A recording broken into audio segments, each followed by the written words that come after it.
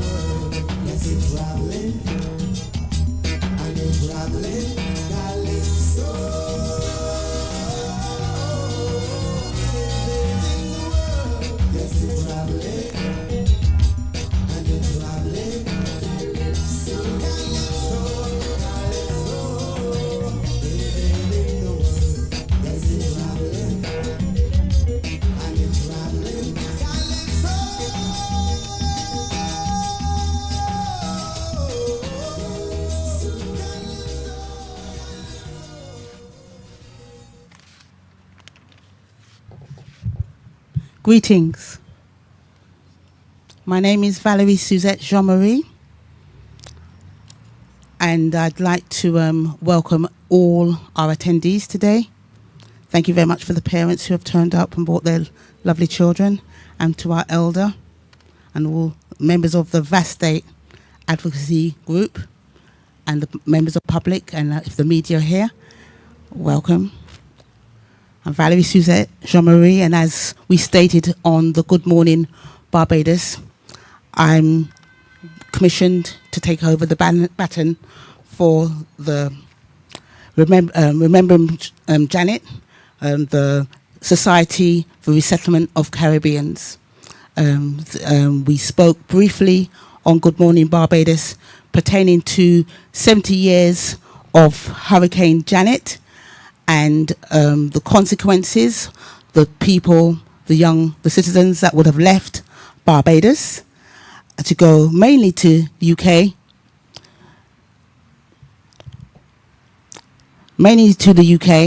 and the influences that they had abroad and the products of that migration. To start us off for this afternoon, we've got 3 lovely children. There were supposed to be more, but circumstances upon circumstances, and we're very fortunate, despite the fact that even cars breaking down, that we managed to get 3 of our lovely children from my private school in Oistins to come and sing the national anthem for you. Okay, all right, just bear with me 2 seconds.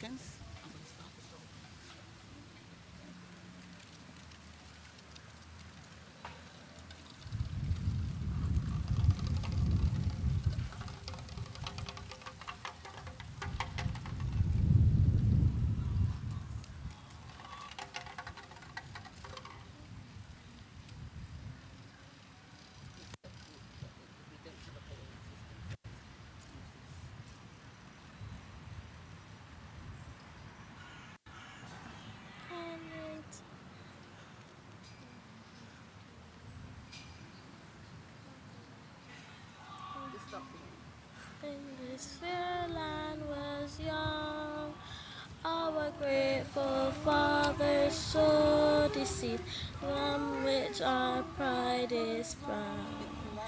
The pride that makes no one to boast, the one it has withstood. Likewise our hearts from coast to coast, and pride of nationhood. We loyal sons and daughters know hereby make it known. These fields and hills we all recall are now our very own. We write our names on history's page with expectations great. Strict guardians of our heritage, perfect craftsmen of our faith. Was from the people's guide for the last 300 years. We've been still on the people's side. We have no doubts or fear. Oh, where we shall go, and free. The bright nations get and grow in strength and unity. We loyal sons and daughters all now hereby make it known. These hills and fields we all recall are now our very own. We write our names on history's page with expectations great. Strict guardians of our heritage, we're craftsmen of our faith.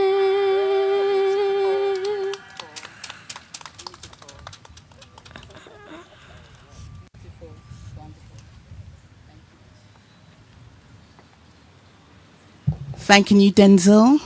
Thanking you, Kamaya and Anaya, for your beautiful voices. We welcome you to our session. Thank you so much for your contribution.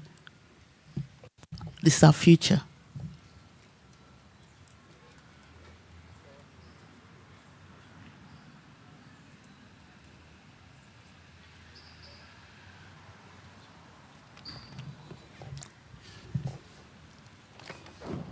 Thanking you all again for coming to our open air in the Independence Square.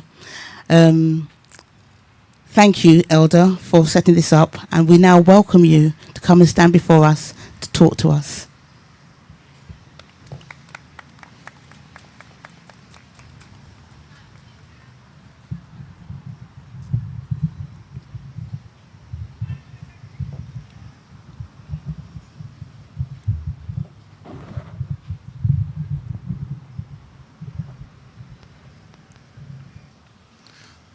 Thank you all, and it is a good day. The morning broke out, and some people, when I was here earlier, one of the persons said, "Oh, it looked like we're going to have some rain." I said, no. We would not have no rain. But funny enough, when I was walking coming here, about 5 drops hit me, and I said, "Thank you, God. The blessings is here." And we are blessed. We are blessed with the young people who sang so lovely of the national anthem. Because to be singing the national anthem at the statue of the Right Excellency Errol Barrow, the father of the nation, at this time, on the 70th anniversary of Hurricane Janet, it is indeed an honor for me to be here. And I said an honor because something happened in 1955, which Barbadians need to really appreciate the history of Barbados. The timing is right for Barbadians to appreciate the history of Barbados. And what I will try to do, and I hope that more people will come, and because this is being carried live internationally, especially for diaspora Barbadians, if you would remember that just a couple of, I think it's about a week ago now, we had Barbados Day in where? Japan. Barbados Day in Japan. The name Barbados is being spread all over the world. I don't need to tell you that. You listen to the news and you know the good work that the Prime Minister is doing in putting Barbados high on the agenda. Now, this is what happened. In 1955, the Right Excellent Errol Barrow crossed the floor of the Barbados Labour Party and established the Democratic Labour Party. 1955. I think it was around June. And in September, on the 22nd, we had Hurricane Janet. It struck, it claimed the lives of 38 persons, some young, some old, and some in between. Now that event is very personal to me and my family because 2 fishermen went missing. The names were let's say Barton and Darnell. Darnell Larry was my father. They tried to carry a boat from Oistins to the Carinas here, and they did not make it. The bodies were never recovered.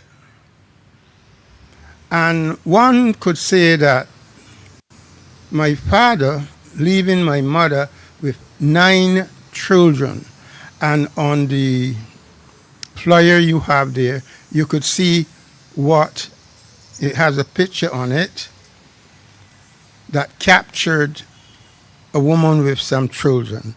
That is what our family looked like just after Jenny. And if you fast forward to the picture next to it, that is what our family developed to be. To commemorate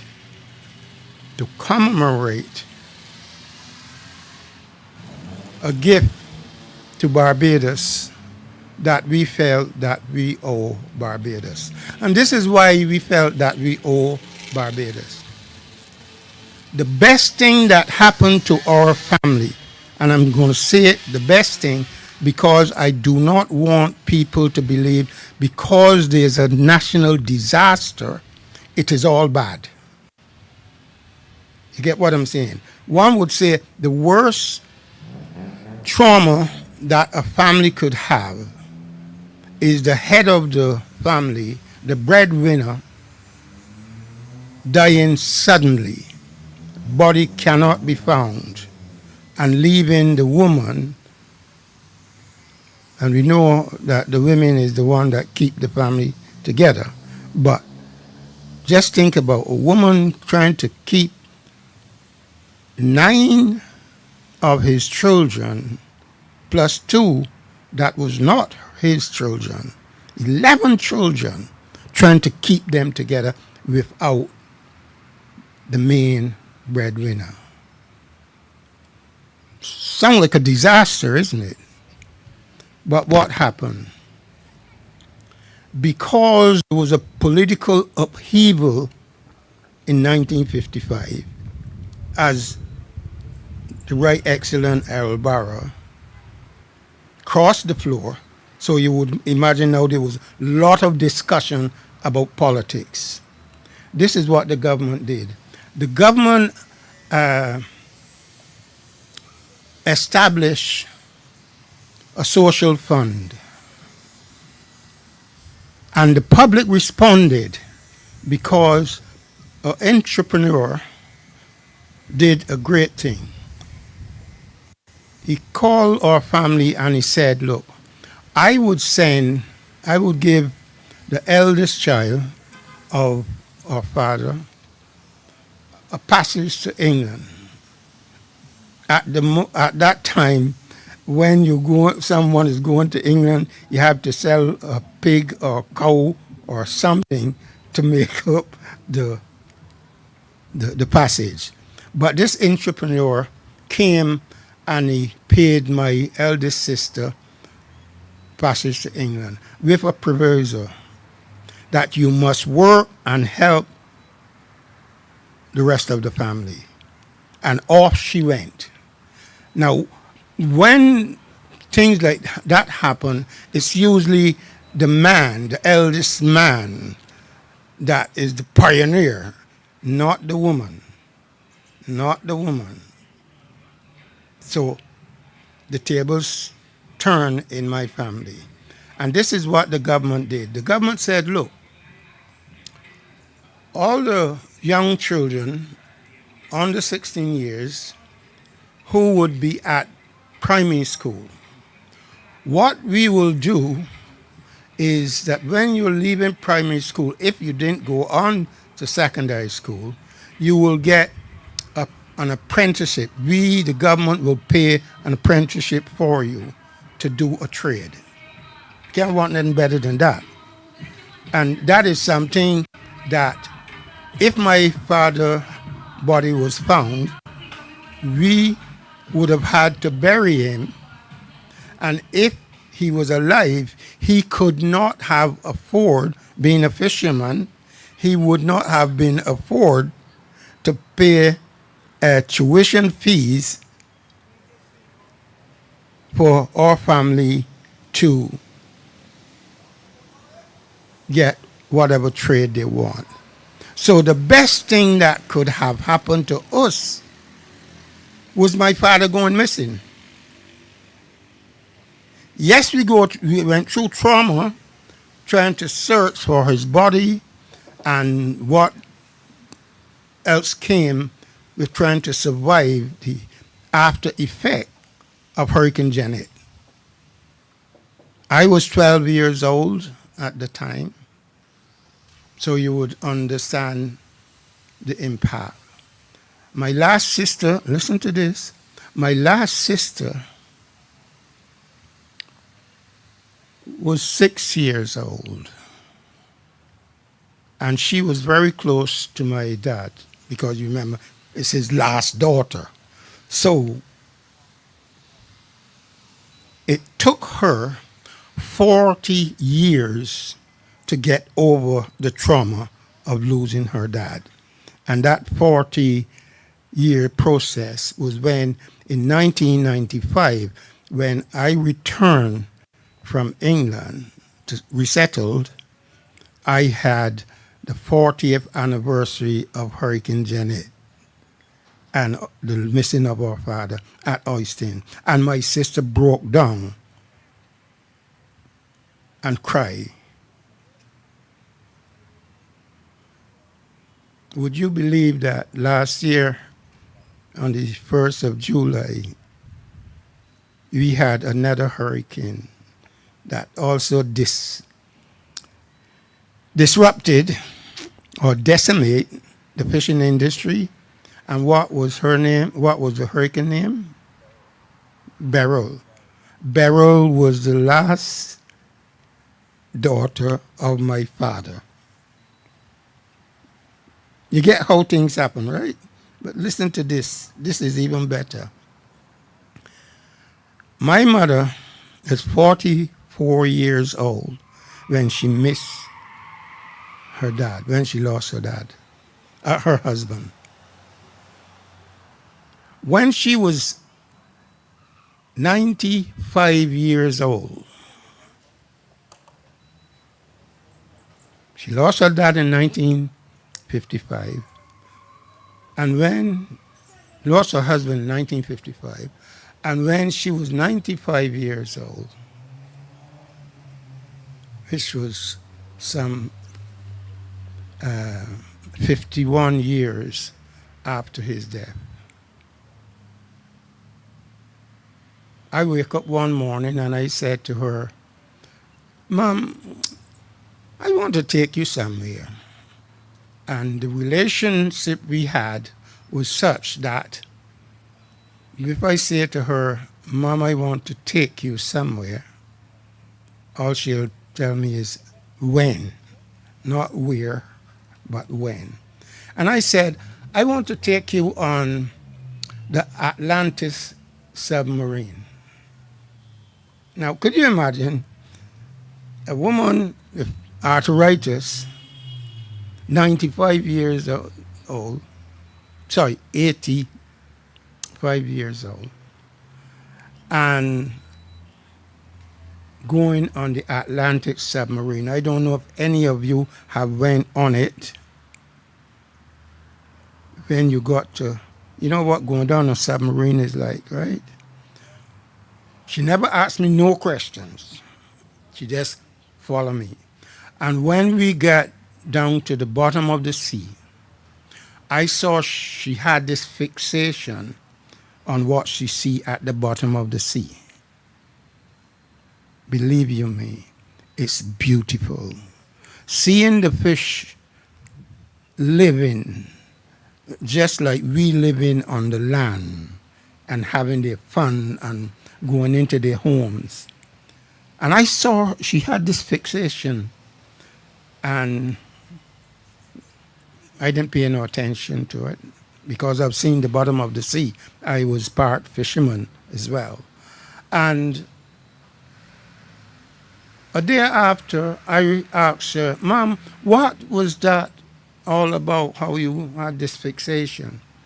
She said, when your dad was leaving home on that fatal day on the 22nd of September 1955, he said something to me because the boat owner had come to the house 3 times and asked him to come and go with him, and he refused. So when he came back the 4th time, because he couldn't get no one to go with him, at that time, no one person can take a boat out. Not like now. It was sailboat.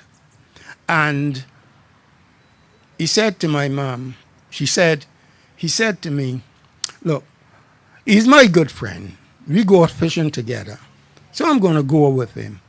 If I don't come back, you know where I am. She said, but I didn't know where he was until the other day when you took me to see the bottom of the ocean. Now I'm at peace. So it took her 50 years to get over the loss of her husband. It took my sister 40 years to get over. Little did I know that in 1977 I would have been awakened spiritually. I went to England in 1963. And why it was so important that I asked people to come here, especially people who went to England. In the 1960s, Britain, just after the Second World War, was in desperate need of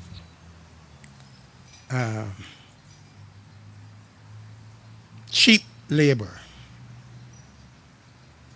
I put cheap before labor because they had people in England who could do the work. But they wanted cheap labor. And the best cheap available labor was the Caribbean, the British colonies. And because we at the time was British subjects, it mean all you had to do was to pay your fare and go. And Barbados in the 60s was the only country, the only colony of Britain whereby you can apply for a job in England while you was here. So when you get to England, you got a job. Barbados was special. It was called Little England. So I'm not telling you all nothing that you do not know. I'm just adding some things which you might not be able to put the connection. And about leaving after Hurricane Janet, as a matter of fact, 9 of my brothers and sisters left just after Hurricane Janet.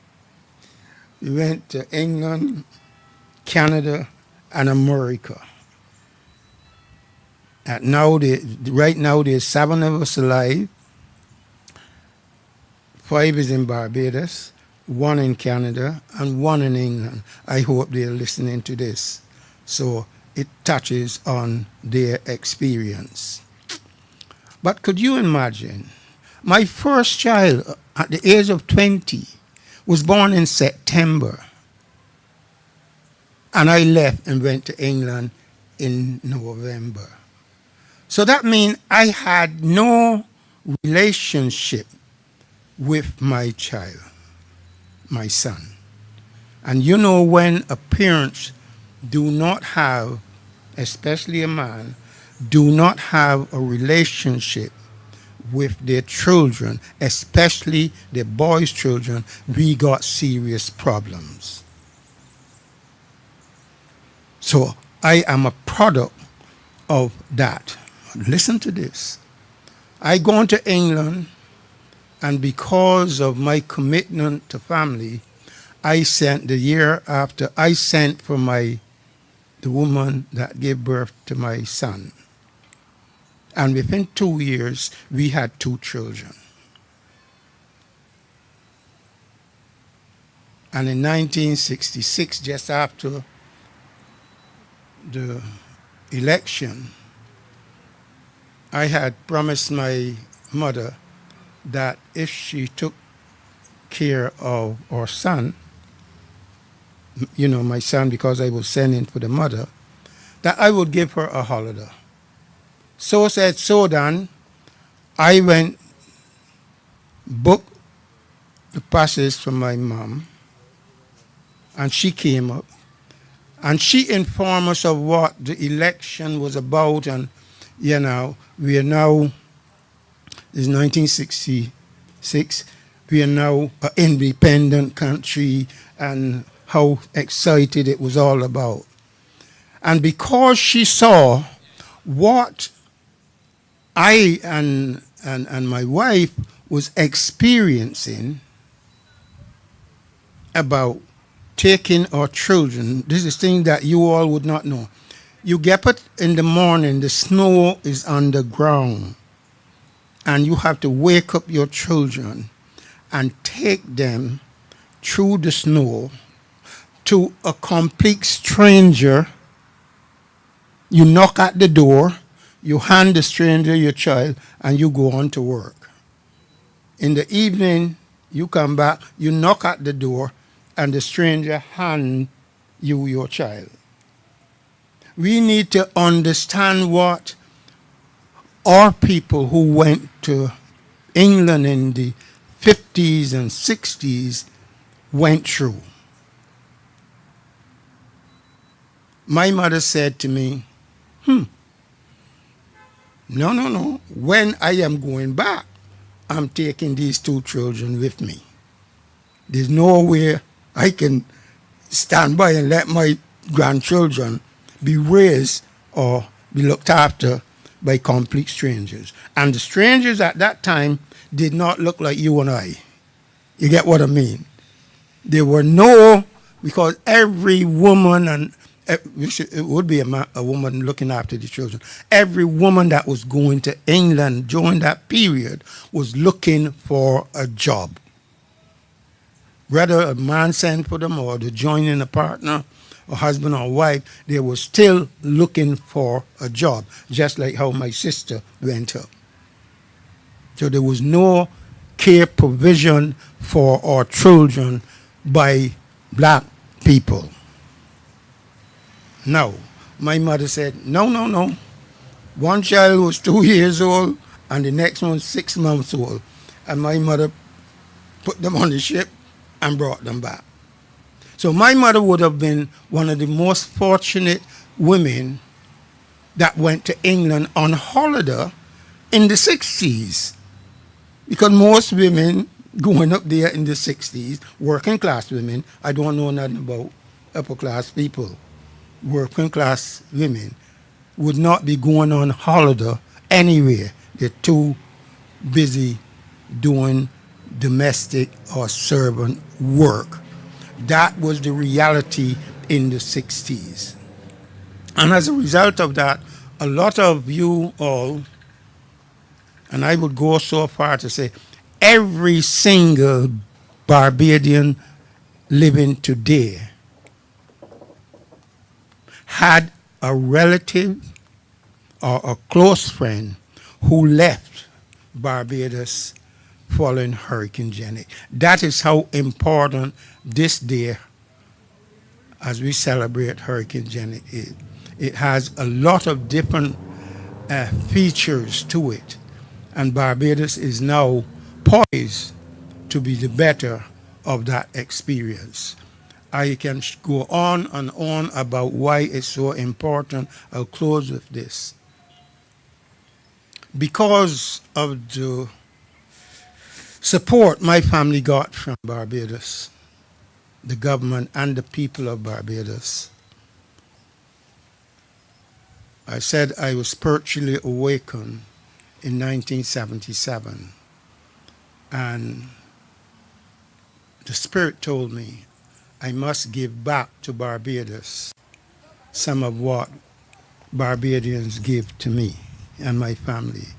So I called for a family reunion because my family in 1977, who had left following Hurricane Janet in 1965, did not see each other for some 30 years. You get what I mean? So I organized a family reunion for the 2nd of July, 1978. And that reunion was very successful, but not the success that my spirit had told me. So for the next 8 years, I traveled England, Canada, America, asking my family that all of us should get together and be at a reunion. And that happened on the 2nd of July, 1986, when we had, on your paper, you'll see the family reunion gathering there. You get how I put it together. Before the Hurricane Janet and after Hurricane Janet, that photograph was taken to honor my mother for what she had endured as a result of Hurricane Janet. And I close with this. I said to you, when I asked my mother to go somewhere with me, all she'll say is when. The reason for this is because my grandmother was born on the 2nd of July, 1875. Her last child was my mother, and she gave birth to my mother on the 2nd of July, 1911. And my mother gave birth to me on the 2nd of July, 1943. The first time in the history of the Caribbean, and it is said it's 1 in 40 million. If you look at the Guinness Book of Records, 1 in 40 million of 3 generations having the birthday on the same date. So I have a lot more to say to Barbadians at another time. And one of those times will be on the 12th of October next month. You will hear more about that. And I think Barbadians should pay attention to what we did here today and what is going to happen on the 12th of October, 2025. This year is the year of awakening. Our minds are being awakened. And I am part of that message that awake, get out the bed and give thanks to God. Thank you very much.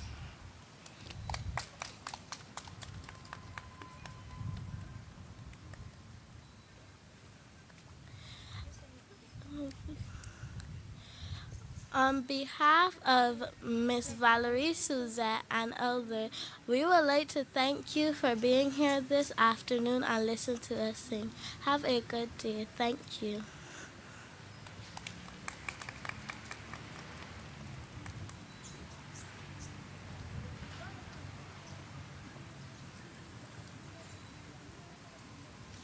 The floor is now open for anyone if they want to share or if you just want to have a discussion afterwards, please feel free.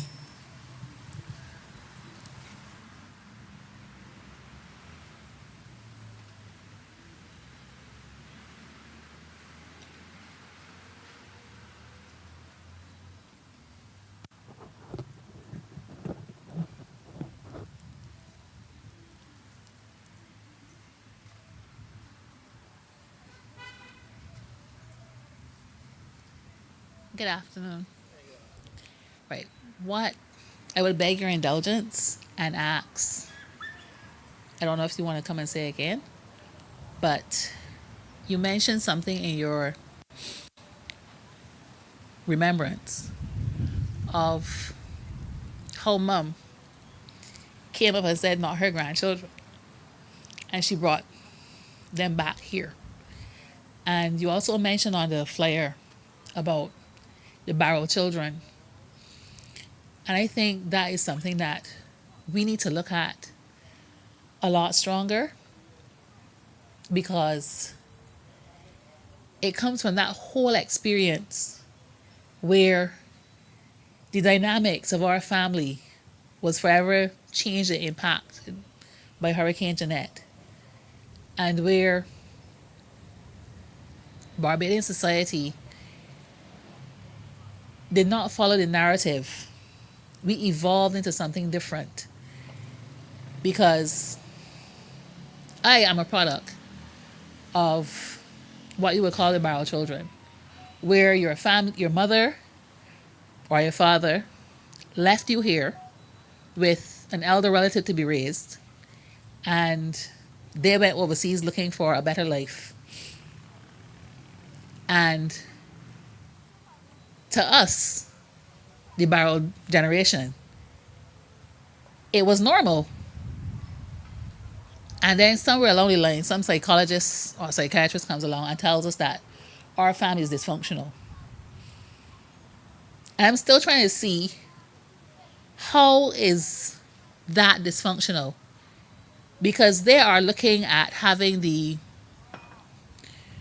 European ideal of a mother and a father in a home, this patriarchal mentality, and the children being there nurtured and taken care of.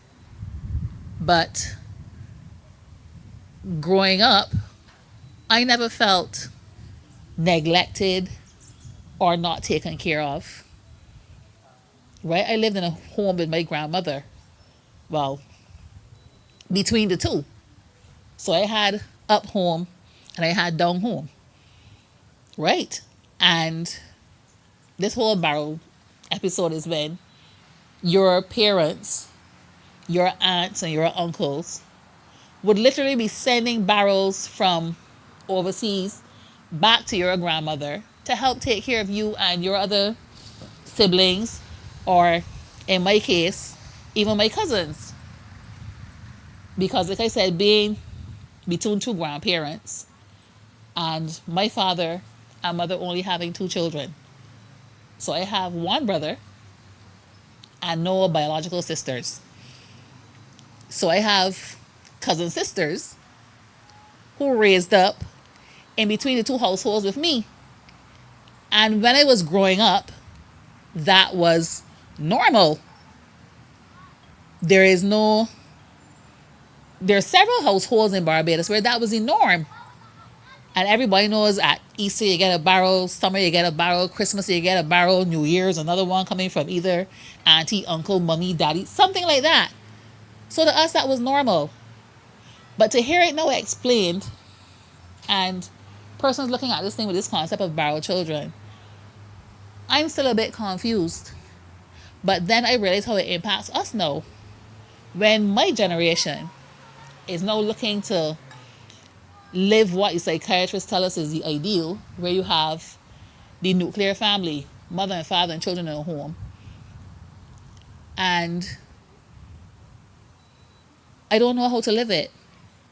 Because even with my children, when I was previously married, right?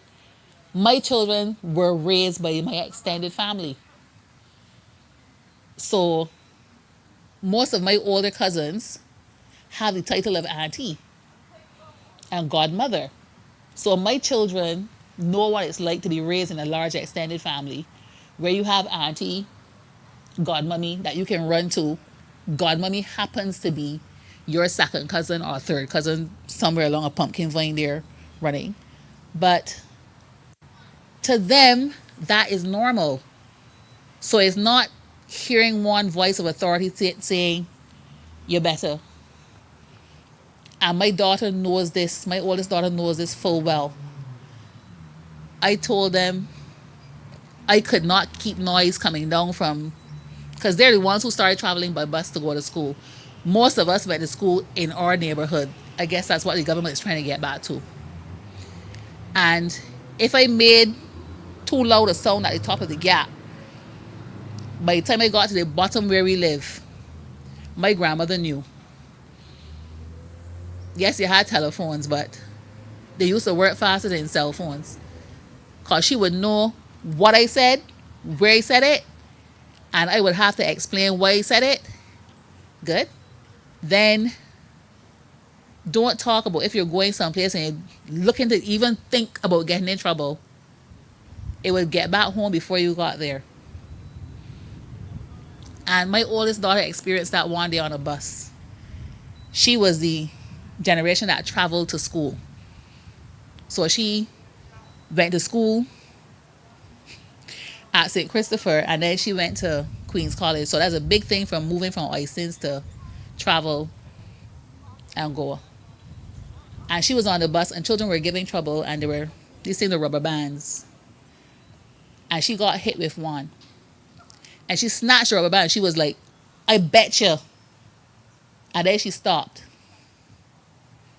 And by the time she got home, her uncle was able to tell her, it's a good thing you changed your mind about stinging that boy with rubber band. And she jumped. Because her uncle wasn't on the bus. Her uncle was not on the bus. But he got the information by the time she got off the bus and walked from the bus stop to her granddad's house, because she would go there on evenings until I got home from work. So how is that not normal? How is that something bad or dysfunctional? And where is the disconnect? Or where is the lack coming from? Because my dad remained here when my mom went overseas. But I never missed having a mom in my life because I had two grandmothers. And then by extension, I had aunts that up to today, I could call my auntie and say, Auntie, I'm in trouble, I need some help. And she was, okay, I'm coming for you. And she helped me out of that trouble. Good. How many children today don't have that connect? And that is what is missing. So, unfortunately, it's like you said, you were leaving your children with strangers. They didn't look like you. And your mother identified, that is not what I want for my grandchildren. And took them from you. You get on with your life. You know where they are. They're safe and they're looked after by someone who looks like you and someone who's family to you who will take care of them. And my children had that. But even today now, we are living in Barbados and strangers are taking care of our children. And what is striking me from that is mom saved them from being influenced by those strangers because she did not know what influence they were coming with, what value system they had, and she didn't want no part of that for them. But now, what is the value system of the strangers looking after our children? And it's coming back from the same impact, like I said, with Hurricane Jeanette. So I'm now recognizing and really appreciating the fact that I grew up in a large, extended family and we could not get away. Up to today, someone saw me and told me, yeah, your son doing a good job. I support him with his entrepreneurial efforts and on the right path, and I talk with him. And that person, my son calls Uncle Mike. And he's no biological family to him, but he's family to one of our cousins. So as far as he's concerned, that is family too. That is the system we need to get back to, where all of Barbados is family and anyone could speak and correct any of our children to get them back on the right path. We don't have to wait for government intervention. We need to intervene at this point in time at the community level. So I would just like to say, I agree with you. A tragedy can turn out to be a landmark, a pivot point where you build on that tragedy and improve your lot in life. Thank you.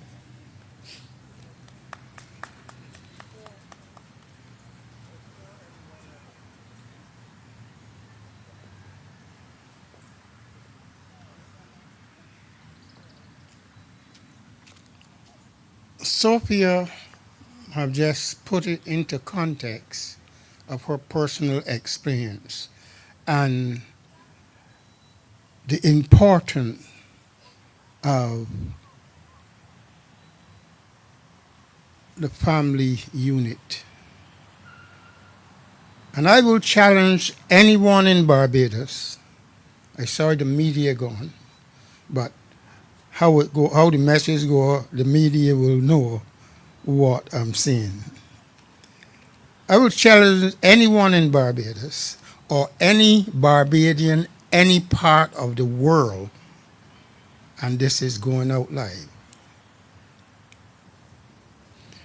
Before Hurricane Janet, no child in Barbados was called a kid. I challenge anyone in Barbados or abroad to tell me if they are in the late 60s or early 70s, if they were called kids, or if they hear anyone calling a child a kid. You're shaking your head no, right? Now, after Hurricane Janet, what we do have, even professional saying the kids are, or the kids need to be, or the kids. I was at the beach the other day and I saw two women with two little children. And I said to them, I am pleading with you. I was talking to the two little children as well, right? I said, I'm pleading with you. Don't let anyone call your child or you call your child a kid. What do we know about kids? Talk to me. What is a kid? And how does a baby behave? Jumping all around the place. That is what is happening with our children. They're jumping, the minds, they're jumping all over the place and cannot take measure and perspective. So I want calling on the Barbados government and the professionals in Barbados, stop referring to our children as kids. And this is the reason why. Joint slavery, and Barbados is key. I don't want to turn this into a lecture, but joint slavery, and if you don't know, let me say this very forcefully. Barbados is the first country in the world that passed a law making it legal for the ideology of black inferiority. You hear what I just said? Barbados is the first country in the world that passed the law in 1661 called the Barbados Slave Code that said that black people were not full human beings. It took America 117 years later through George Washington, we got the George Washington House. He came here in 1751, and when he saw the legislation from Barbados, he took it back to America, and when he became the first president of the United States, he would put into the Constitution that based on Barbados, black people are only 3/5 human beings. And as a result of that, all ethnic groups around the world started to see us and treat us as inferior beings. It started here in Barbados because the ideology of black inferiority was legalized.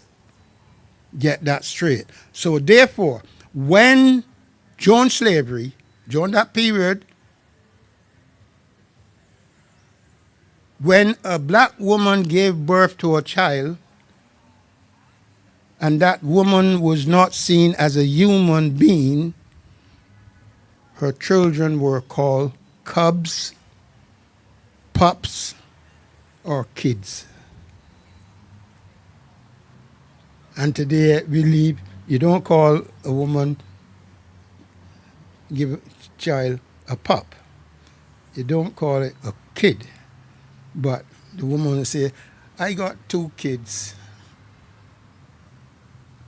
And I close this because that hit me so hard a few years ago. My brother from Canada came to Barbados, and we was talking, and he said, oh man, and using the Canadian language, oh man, my grandkids does visit me every week. I said, my brother, you don't got any grandkids. Where you get them from? You got grandchildren. I said, children? Nah, man, no, man. They're my grandkids. I said, I done, I finished, I surrender. Because once it go into your head, it is very difficult to get out. So I'm calling on the government and you all who's here, don't let anyone refer to your children as kids. Thank you very much.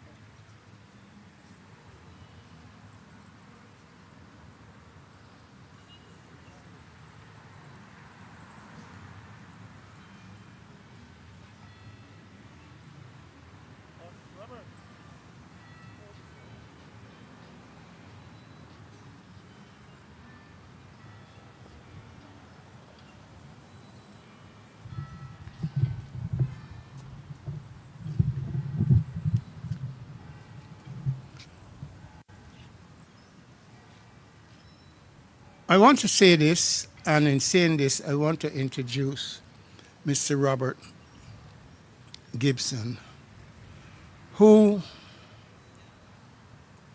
is my editor. And I have a number of books, or my writing skills have been put together. And this man is the editor, and the banner there, Passionate Words, he would help, and I will be working with him, that any of you who want to tell your story of what life has been like over the last 70 years, and we as the senior citizens need to tell our story so that our grandchildren understand who we are, or who we were when we pass.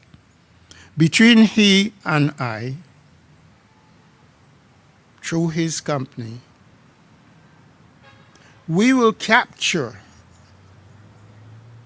your story and put it in a written format that school children, you know how proud it would be for a child to go in school and say, look, I want to tell you about my grandmother. You know how powerful that will be? Especially when we tell our children and give them the perspective that they come from a dignified culture of African ancestry. It shifts their whole focus on who they are. So this is the man, Robert Gibson. If you say a forward before you go. Hey, well, thank you very much, Delaria. You're always prepared to say something when somebody calls you out, and I will say for sure that work everybody open my eyes. You know what I mean? Like we've done like how much books now? 6, 7, and when we first started, you know what I mean? He came to me, and it was going to just be a book about. He had this grandiose vision, and I mean at the beginning it was just a job. I ain't gonna lie. But over the years, it's become an understanding of history. Like, oh no, I want to write that story about the Barrel children. I want to hear that story from your side. I've listened to, I've documented El Delario's story. But the Barrel children's story now, I could see myself listening to, reading, and passing on to my own 2 children. My children are now 20 and 18. But from the point of view now of the younger ones, even these younger ones, I'll be honest. Having them sing the national anthem and stumbling over the words, to be honest with you, hurt my heart. I ain't gonna lie to you. You understand? And from the perspective of, I understand that young children and children coming up want to see things modernized. I get that. But when I listen, maybe my sons call me old, so maybe that's the reason. But when I hear the national anthem sung, it sounds regal to me. You understand? It sounds, it needs no, it needs, should it have a situation where you have somebody who has a good voice be able to, you know, put some oomph to it? Yeah. Right? I listened to my friend Mahalia, who went to the US and sang the US national anthem a couple years ago. You understand? And I know her from, she's a really great singer, the lead singer of Tumal Hill. But the point of the matter for me, when I hear the national anthem sung, it is a regal for me. And and the same way you're thinking about the young people growing up and hearing about the Barrow children, the things, we are right next to the Independence Arch. We are in Independence Square. These are the things that we need to hold on to as Barbadians. And I echo El Delario in saying these stories need to be told. Maybe we start with writing books, but of course in this day and age, children don't read much. So we got to go into doing audio books or whatever the case is. But the point is, documentation needs to be had. When my grandfather was alive, I remember sitting at his feet, listening to stories. And he always telling me about, you know, things was happening when he was a boy. He's no longer here. And I miss those stories. So I would love to hear. I was when we were starting, El Delario was talking to the guy next door, and he was talking about he's just 1 year old when Janet passed, and these are kinds of stories that somehow need to be. Public library is right there. The public library is right there. It needs to be somehow documented for the national good. And yes, it is work for me. I always want more work. But it's more than a job. And so as I leave, I have to run to another appointment. I want to encourage you to get with El Delario and myself and get the stories down. Even the stories that little children have to say. I just came from doing a book for another client who, she's a history teacher. Her stories are stories about like this. The first story, Sugar and Secrets, is a children's version of a girl who held a talisman. Had just her grandmother gave her a chain, and magically she was in 1810, and running from overseers. And then, although she was there in that space for like a couple of days, then when she snapped her fingers again, she was back home. But now she has a understanding of Barbadian history that she didn't have before, because she lived it for those couple of minutes in that magical state. So stories can be told. The stories don't have to be boring. And it can be put in such a way that youngsters will want to listen to them, to read them. So I can stop myself, because I could get on, just like Larry, I could talk. And when it comes to talking about books, I could talk. I could talk about stories, I could talk about books. So I just want to encourage all of you to speak. If you're not coming to get a book written, fine, but speak. Tell the children, tell the grandchildren, just call people in the neighborhood and say, come on, have a story time, something, because the oral tradition of the griot, of speaking, of the oral tradition of passing on the history by storytelling is alive and well in this country. I am just an electronic griot by taking your words and putting them in an electronic format so that people overseas could buy them. But one way or the other, those stories need to go. Anyway, thank you so much for indulging me. And I hope that to hear more about you, and definitely to see more of what Elder Larry is doing in future.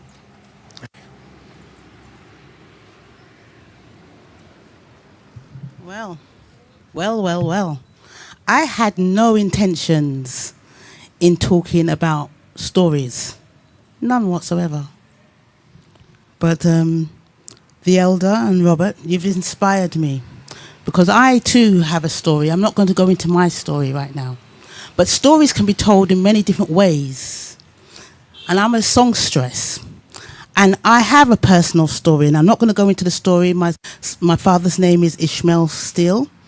He, 1937 to 2017, he returned. He left Barbados and he returned. And I'm not going to go into the story now. It's too long-winded. But I can tell you now that stories come in many different ways. And you've just inspired me to do this. I haven't done this for a while, right? So I'm going to do this now. I can see you don't belong. That is why I wrote this song for you. If you could only see. Through the eyes of doubt, there is a place for us. It's not an island in the sky or a silver lining on a cloud. It's not that far away. Open up your ears, you'll hear it calling us. You see, we may not know which way to go, but if you just follow the love will see you through. We may not know which way to go, but if we just follow the love will see us through. Now, I would have written that song for my dad, because when he left Barbados and then went to England, he didn't feel as if he belonged. And there's a whole story surrounding him departing from Barbados and returning. And this song is my story, it's our story. And I do encourage you all, and I feel encouraged now to put my story, my father's story, my family's story in writing also.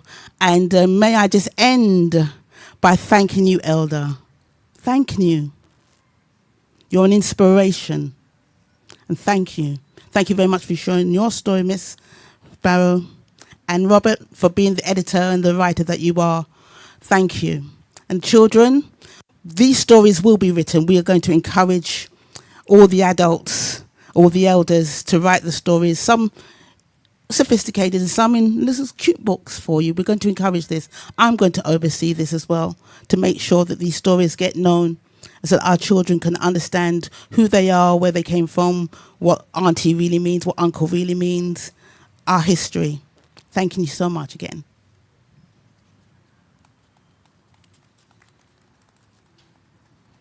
Good evening, everybody. Yeah, I would just like to say that at the time of the hurricane, I was 71 years old now, right? And my mom was rushed me to that time called the Arms House in Beckers Road. A little baby, because she's getting ready to left at the same time. So from what she went back and told me, I was just like, kind of a storm child, like I would say, right? Yeah. So that was what I say, right? But she went on to England. My mom died at 99, my dad at 98, right? So that's what my grandmother had lost a few of her, like this, it's like called different things. It's an answer, right? So that's it, really. But I understand that it was the worst time Barbados ever experienced, right? Yeah, thank you all, right? Okay, good. My name is Redrick Brewster, right? Okay, all right.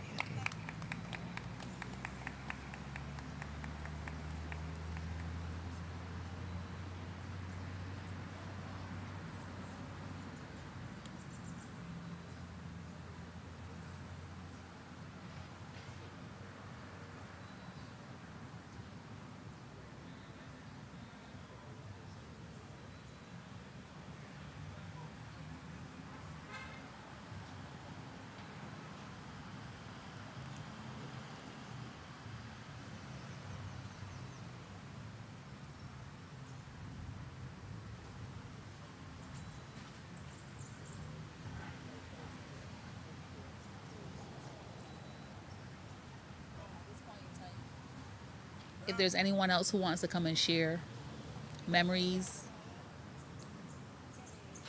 wisdom. I wasn't alive in Hurricane Jeanette. I came up hearing stories of Jeanette. So I have a very vivid imagination. I can only imagine and see what was going on then. Right? So if there's nothing else, Larry, can you please?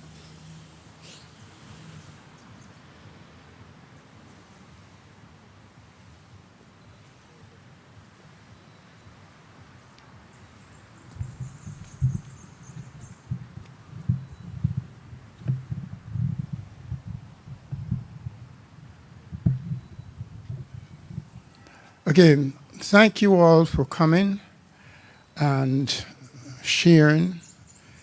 And I must thank the media. I was surprised that I opened the paper this morning and I did not see any reference to this event.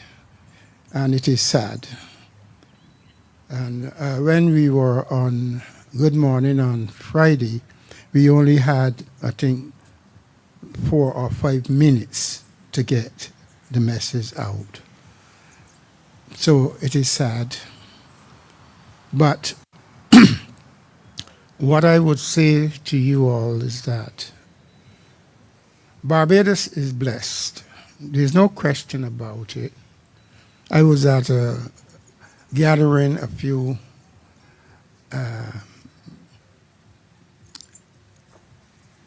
weeks ago, and a white man who was here on holidays, he sat next to me and he said, "Tell me something. Is it true that God is a Bajan?" I said, "I can't tell you that he's a Bajan, but I know he lives here." Okay, so people around the world are now beginning to get a better understanding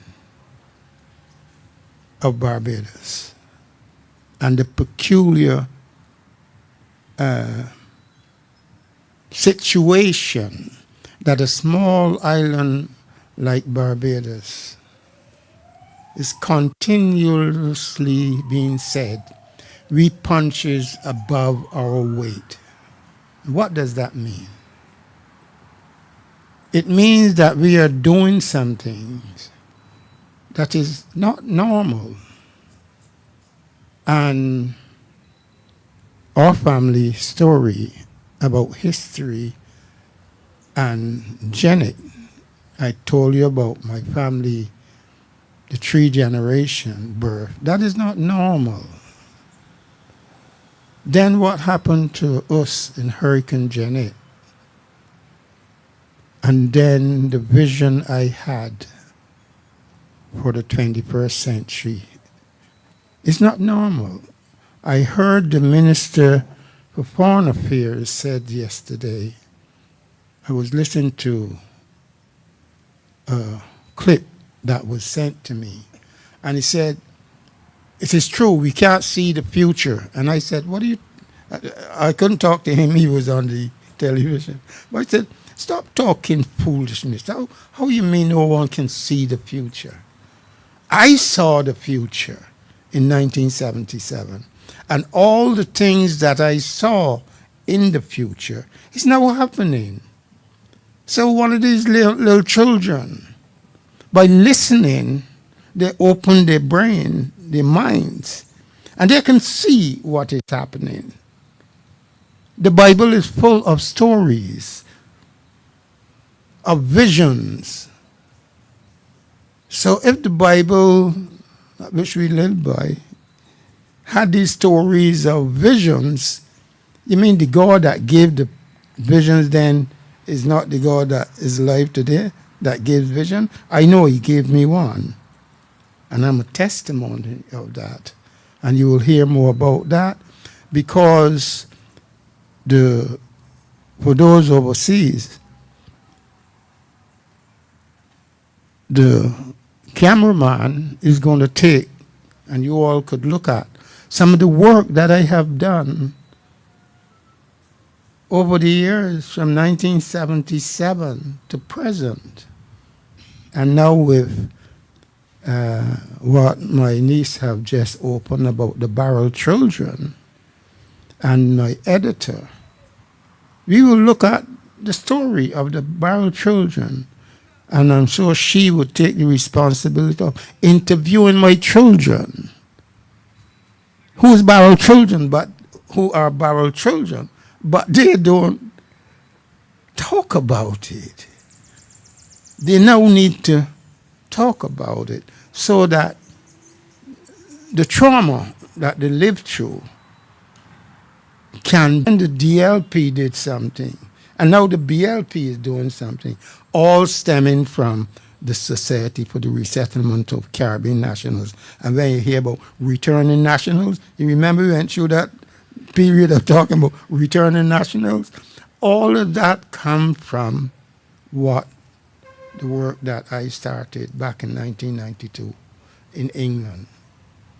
So you're going to be hearing much more about that, and I know the electronic people have decided that they would like to interview me with the books, because there's 7 books on Amazon that telling the story of Barbados from 14.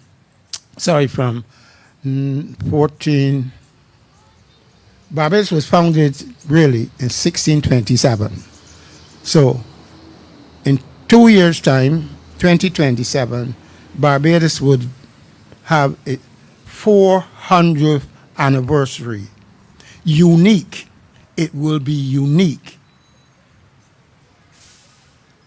Because when Barbados was, I close to this, when Barbados was founded, or let's say not founded, when the English landed here in 1627, there was 70 Englishmen and 10 African men that they had captured at sea.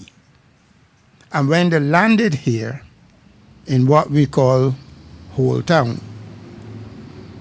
then they explored the country, and there were no people on the island. Barbados was barren of people for between 100 and 200 years. And that is what brought George Washington to Barbados, because Barbados was considered the most healthiest place that you can find. And he brought his ailing brother, his sick brother, to Barbados because the doctor advised him to take his brother to somewhere that is healthy. So when you see Europeans flogging here, they got a different reason than just tourism. They know the history of Barbados. So I want you to know your history and write your history so that your children, grandchildren, and all the children know the history of the Barbados. If Barbados is special as a country, Barbadians are special as a people. I thank you very much, and may God bless you all, and have a good evening.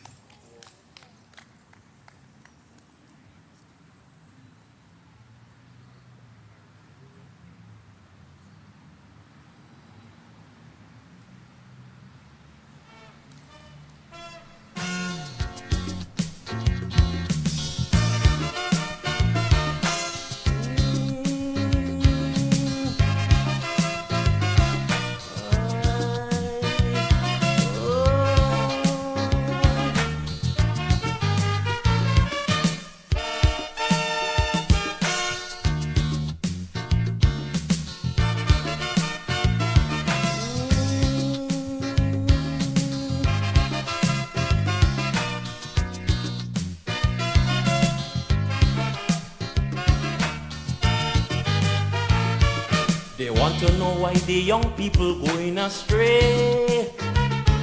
They want to know why they no longer seem to care. They want to know why they disregarding the law, and why the morals and values not like before. They're talking about the life the youth living. They just don't understand the materialism they worshiping. The adults pretend they can't see the problem, but I know if they would listen, hear what the children asking. They want to know where the media in this land expect the young people to go when they're making Mark Young a hero. They want to know how moral you want them to be when you saturate the TV with old rats like J.R. and Julie.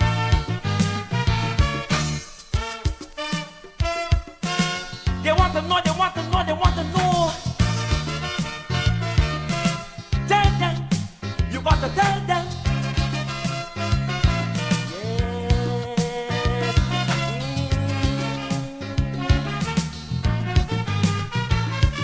They want to know why the youth putting love aside, and why they don't feel that the truth could set them free. They want to know why they lack in national pride, and why they disrespect their heroes and history. They talk about lack of honest discussion. They just can't see the light. They're worried about party tribalism. The adults pretend they can't see the problem, but I know if they would listen, hear what the youth them asking. They want to know why under the last government independence will come and go, and no one ever mentioned Barrow. They want to know how Errol, Frank Walcott and Sion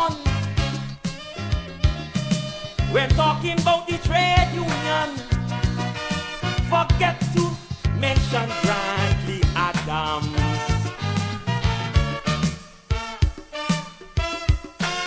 They want to know, they want to know, they want to know. Tell the youth, tell the truth, tell the youth. Yes.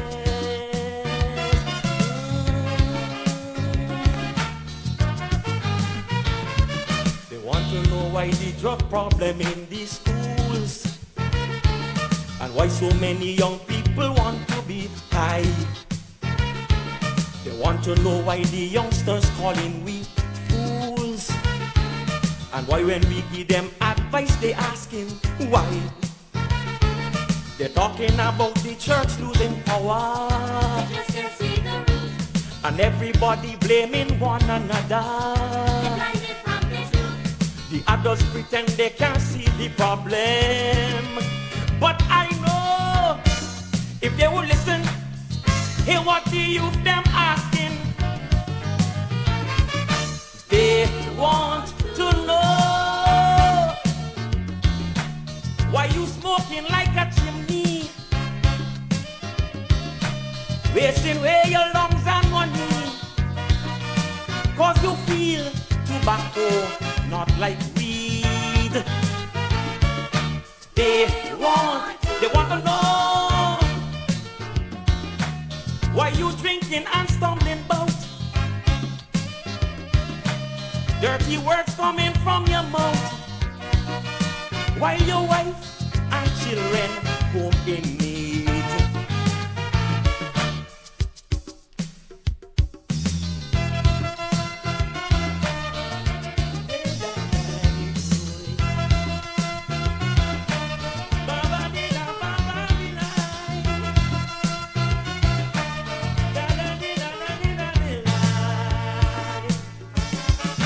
We all must know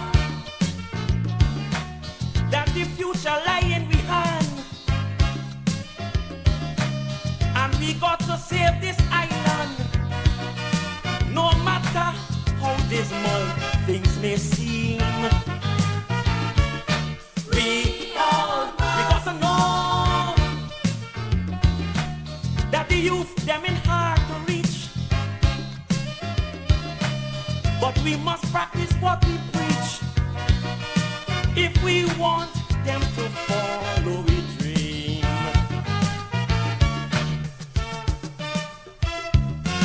We got to know, we got to know, we got to know